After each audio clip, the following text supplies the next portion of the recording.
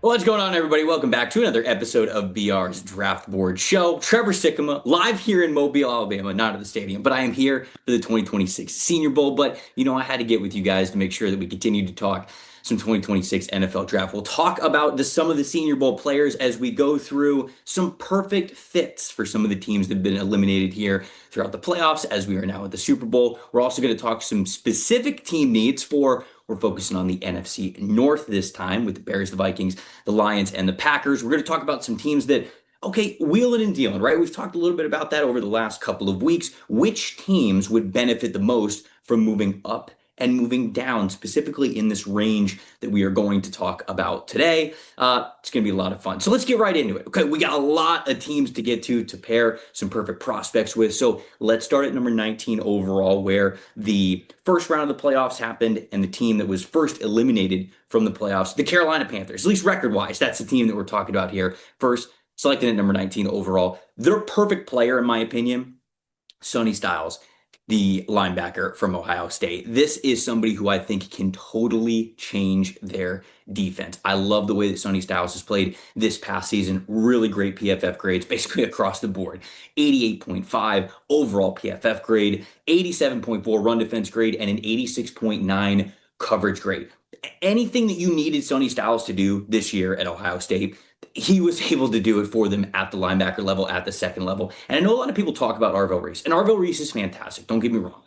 But I think that Arvell Reese had the freedom that he did to fly around the field, as impactful as he was, because Sonny Styles was next to him. Because they knew that Sonny Styles could handle basically all the responsibilities of being another coverage backer and being somebody who would be able to fit the run appropriately. And so that to me is the position and the player that makes so much sense for the Carolina Panthers. 15 solo coverage stops as well. I mean, this dude, he was just all over the place.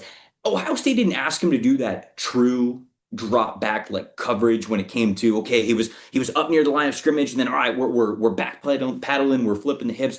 But he can do that from the safety background that he has. I know he can operate in space. So to me, it was much more of just that's not what he was asked to do when he was at Ohio State. And I think for the Panthers, whatever they're going to ask him to do if he gets to Carolina, I feel like he would help everything on that defense. The secondary would become better. Obviously, the second level would as well. And so would all the pass rushers and the defensive line. So love this fit. Sonny Styles, if he makes it to them at 19, which is a big if at this point, I think he'd be really solid for them. Let's move on to the Dallas Cowboys next, who have an extra first-round pick at the back end of the first round for the Green Bay Packers. So they are next here on the list.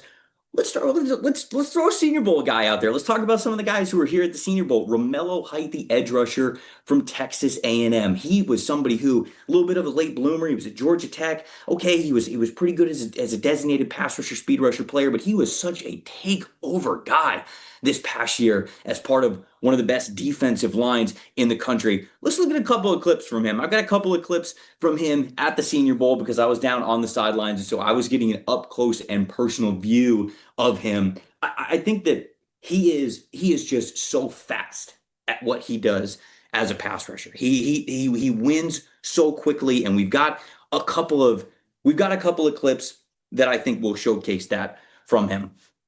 The first one that I'm looking at just right in front of me here is he's lined up on the right side of the line of scrimmage.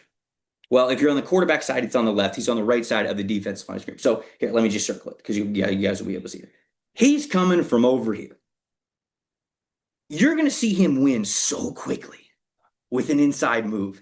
Your eyes are going to widen here. And if this was a real game, Sawyer Robertson might have gotten a Goldberg level spear to the back. So he's very happy. The quarterback right here, Sawyer Robertson, is very happy that we're not going to play this one with full contact, because just watch how quickly he wins to the inside against Demetrius Crownover. Boom. There's that inside move right there. I'm going to show it again. I'm going to slow it down a little bit for you guys because it is so fast, and that's a very good thing, right, as a pass rusher.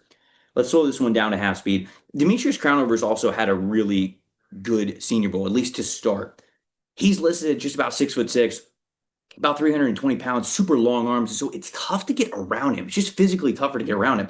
But Romello Height had no issue at all. What we saw on his tape this past year at Texas Tech, the quick hand usage, being able to put his foot in the ground and hit an inside counter if you overextend, because that's the beauty of what Romello Height does. He's so fast getting to the outside shoulder and attacking the outside shoulder that a lot of these offensive tackles feel like they have to overset. They have to protect themselves from Romello Height getting to that outside edge. And so when you do that and you overextend, well, all of a sudden, then the inside move is right there as a counter. And you see that from Romello Height on this play. Boom, you see him sell that outside rush, get back to the inside, very clean swipe of the hands to get inside. And like I said, I mean, you watch this. I mean, Sawyer Robertson, even though the ball's getting out quick, he is getting blasted if this is a real game. And I think that just showcases how good Romello Height is. So somebody in the chat saying Senior Bowl footage.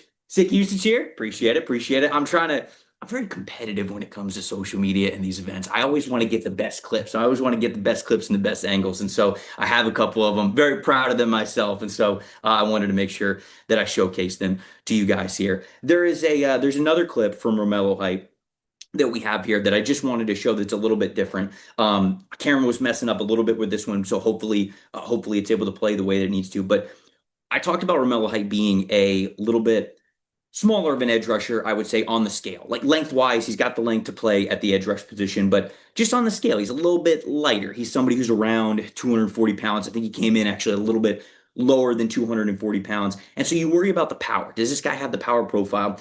Well, he's going up against the offensive tackle here in the one-on-one drills, and you can see that he's got that space in a wide alignment. That gives you that runway to create that speed to power. And when he's given that runway, we saw this week that he still has the ability to create that speed to power. I know it's a little bit choppy here for you guys, but you can physically see he's got the arm up, his legs are working, he's got that leg drive, and you see how far he pushes the offensive tackle back into the lap of the quarterback. Like that is that speed to power conversion that we were talking about with Romello Height, who he's mainly going to win in the ways that I showcased at the beginning, that speed rush element to his game.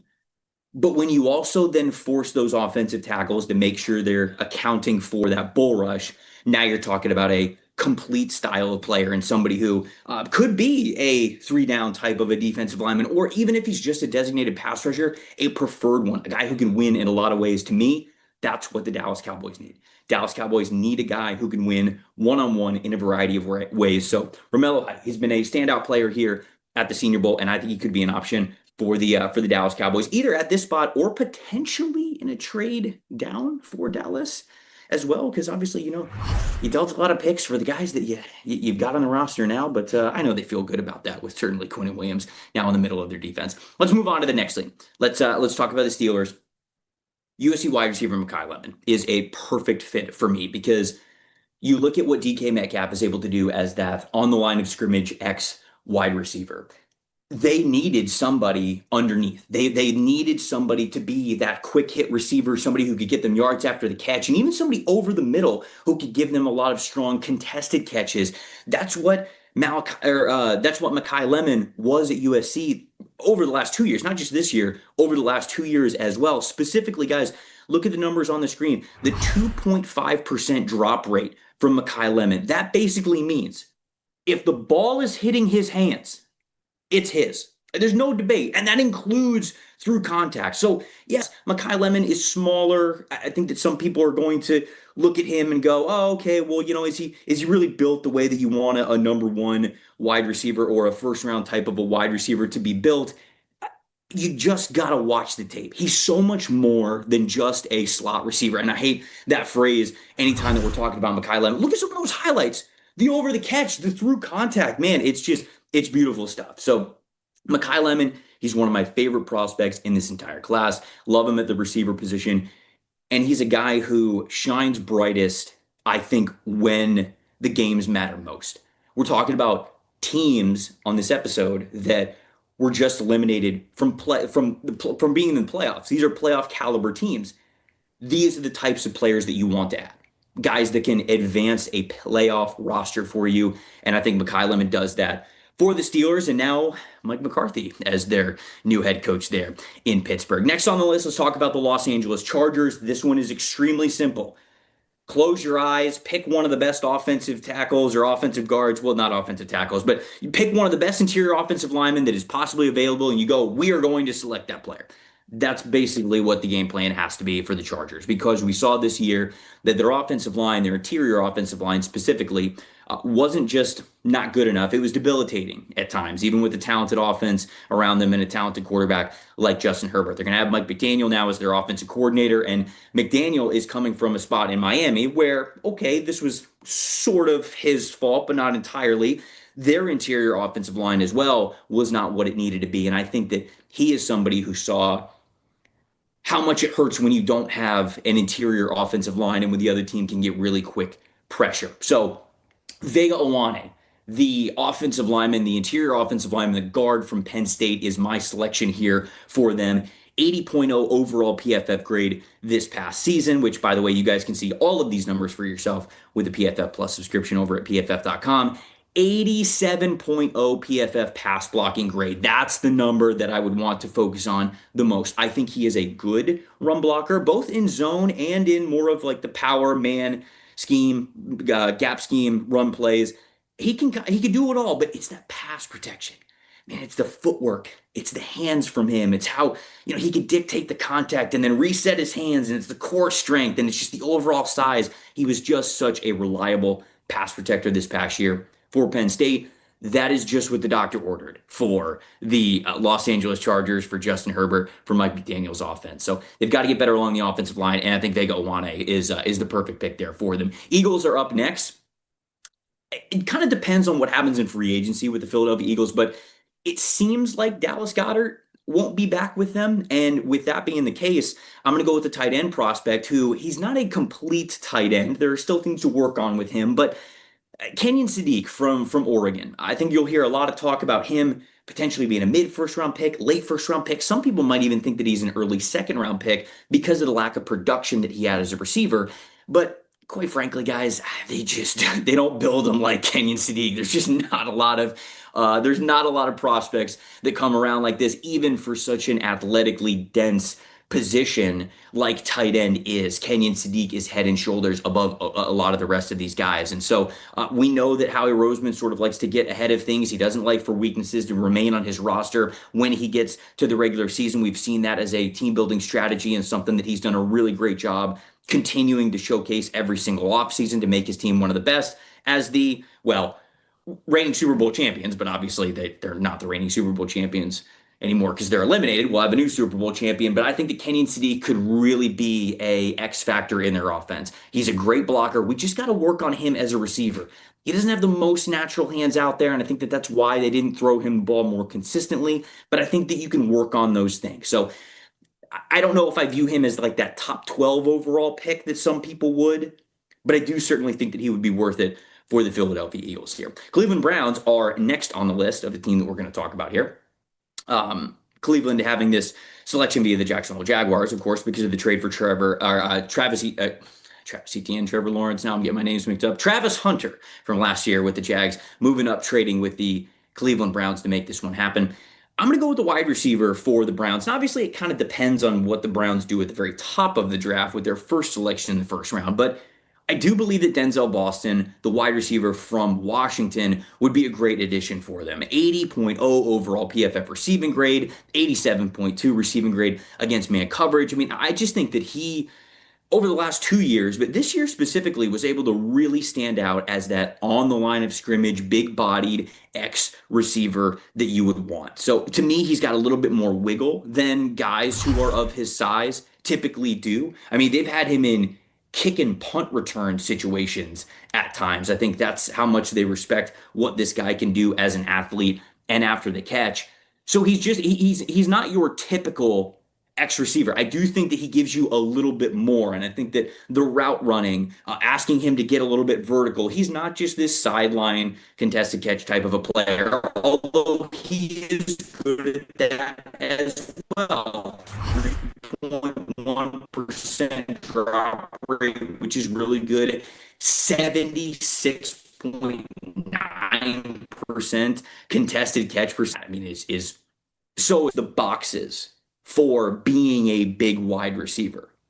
and then some, which is, I think, what gets him into that first round conversation and why he'd be pretty great for the Cleveland Browns. For the Bears, talking about another Senior Bowl guy here, I understand that this guy is mocked so much to the Chicago Bears that there might be some fans out there that are already buying his jersey. But TJ Parker from Clemson just makes so much sense. And guys, after watching him in person in Mobile at the Senior Bowl, I think that even more now. He was one of those players who right away, right at the beginning of the first practice, the violence and the physicality that is a prerequisite to play in the trenches at the NFL level. TJ Parker was setting the tone. He was the guy who was basically follow the leader in that regard. It starts with the run defense plays where, he's going one-on-one against the offensive linemen as they're kind of going through installs, and it's a little bit lighter of a first day, but he was cracking the pads, man. He made sure that these offensive tackles that he was going up against, they felt that he was right there, that he was going to hold the line of scrimmage. Then when you got into the pass rush portion of things, well, that's when it really got fun. I had a perfect angle for this pass rush rep that I want to show you guys. And it's a great combination of everything that we're talking about with TJ Parker here. He's got the size, he's got the length, and then he's got that power to him as well. So here he is. He's right here, and he's going to be going up against this offensive tackle. It's a one-on-one rep. It's a one-on-one pass rush rep, which, look, it's going to favor the edge rushers. There's no way around that. That's how this drill is set up. And so you want the edge rushers to win here, but it's the way he wins and it's how dominant he wins that is so impressive. Watch TJ Parker get off the ball, get his long arm up into the chest and the shoulder of the offensive tackle, and watch him use leverage and leg drive to forklift this 300-pound man straight into the middle of the pocket and almost out of the air. Watch how he does this here.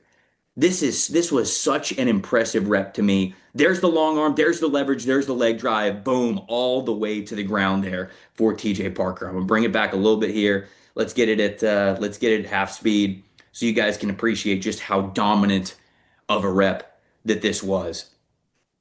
It's the getting off the ball quick. Okay, there's the long arm straight into the chest. There's that leverage. And he is, I'm going to try to, look at this.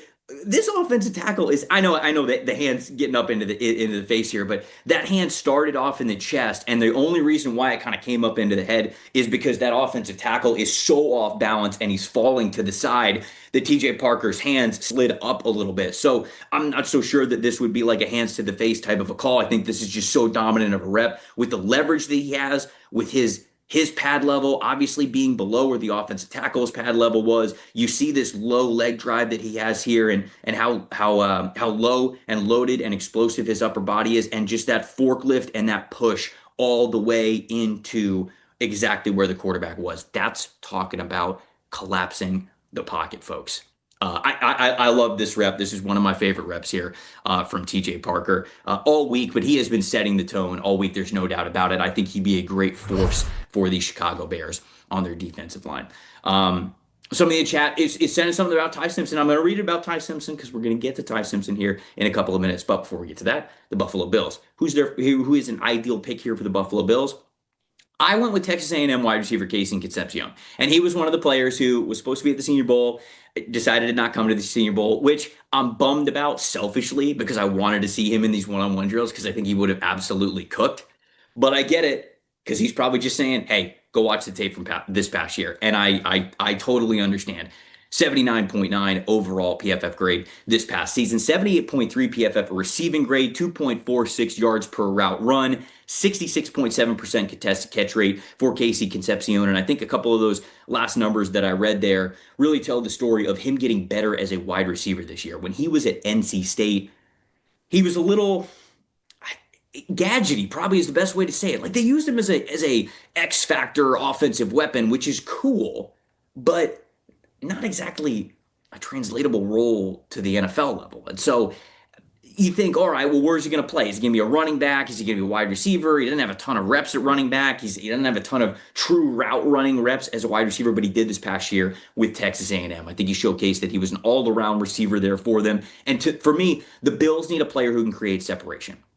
Casey Concepcion was one of the best in all of college football at creating that separation before and after the catch as well. So I think that he would be perfect for the Bills. For the San Francisco 49ers, I understand that they invested a lot in the defensive line this past draft. Michael Williams, Alfred Collins, CJ West. But we saw how bad their pass rush was when Nick Bosa got hurt. Now, obviously, nobody wants to lose Nick Bosa. He's one of the best defensive ends in the NFL. But they need a pass rusher. I know they brought in Bryce Huff to be that, but even he was beat up a little bit this year. How about Akeem Messidor? This is my boy in this class. I love Akeem Messidor. I understand he's going to be a little bit older. I think he's going to be 25 on draft night, and so probably one of the oldest prospects in this class. But the dude can get after the quarterback. He was coached by Hall of Famer Jason Taylor at Miami, and where Ruben Bain was getting a lot of the early national buzz as the season went on and that college football playoff journey continued. People started to notice, wait a second, who is this guy opposite Ruben Bain? And he's not just winning because Ruben Bain is on the other side. He's winning in his own ways as well. 92.5 overall PFF grade, 94.2 pass rush grade against true pass sets. So we're taking out the play actions, we're taking out the RPOs, we're taking out the quick screens. This is when the quarterback has a legit drop back. And this guy had a 94.2 pass rushing grade, 20.8 pass rush win percentage, the hand usage, how detailed he is, no wasted steps. I love Akeem Messidor. I think he'd be perfect for what the 49ers really need as a premier pass rusher for them at the back end of the first round. If this guy was 22 years old and he put out the tape that he did this year, he'd be drafted top 10. No question about it. So for the 49ers, yeah, I think this is worth it at the end of the first round in this class. Houston Texans, next on the list. A little bit similar to what we talked about with the Chargers. They just need to get better up front. They have one of the best defenses, maybe the best defense in the NFL. They just have to get a lot better at protecting C.J. Stroud. C.J. Stroud just, man, he did not look confident. He did not look like the player that we're used to seeing with C.J. Stroud. And I know that this whole year was a bit of a struggle for him, but man, he's got so much more talent than that. And I think that he was just a little skittish because of the offensive line that he was playing behind. There wasn't a lot of chemistry. It was very up and down throughout the season. So offensive line. I'm going offensive guard. Yes, I said guard. Caden Proctor from Alabama. He's played left tackle for Alabama over the last 3 years as a former 5-star, one of the highest recruits in the 2023 recruiting class. Massive dude, right? 6'7", 360 pounds. He is huge. But I don't think he has the foot quickness to be able to stick a tackle at the NFL level. But at guard could be an extremely dominant one. I mean, there were times when he reminded me of Carl Nicks, who I thought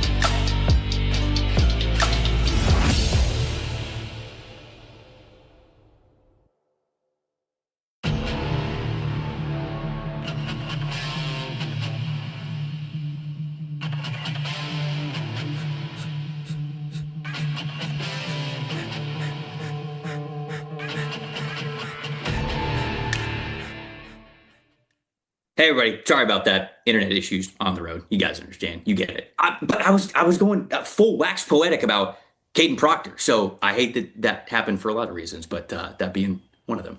Caden Proctor, I think, is one of the best offensive tackles that we have. Or I think one of the best offensive linemen overall in the class. But I do think he has to play guard. I just don't think he has that foot quickness, like I mentioned. But for the Texans, that's perfect. That's exactly what you want. You want a very talented offensive lineman to be able to make it to you at the back end of the first round. And if there's these, question marks, can he tackle? That's one of you as a tackle, but I'm a little bit scared. Well, you feel okay drafting this player knowing that you don't play him at offensive tackle. So, Houston Texans, if they can get their hands on Caden Proctor, I think we pulled up the Microsoft Copilot to ask us a question about the Houston Texans and the NFL draft. And the question was, when's the last time that the Houston Texans traded? It was just a couple of years ago when they got, I don't know, just one of the best defensive players in all of the NFL in Will Anderson Jr. Not too bad. Not too bad of a trade up 23 to go and get one of those players there. So it was a pretty good trade for them. We'll talk about some trade down candidates here in a minute before we get to the final team that we're talking about. And this is going back to one of the players that some of the chat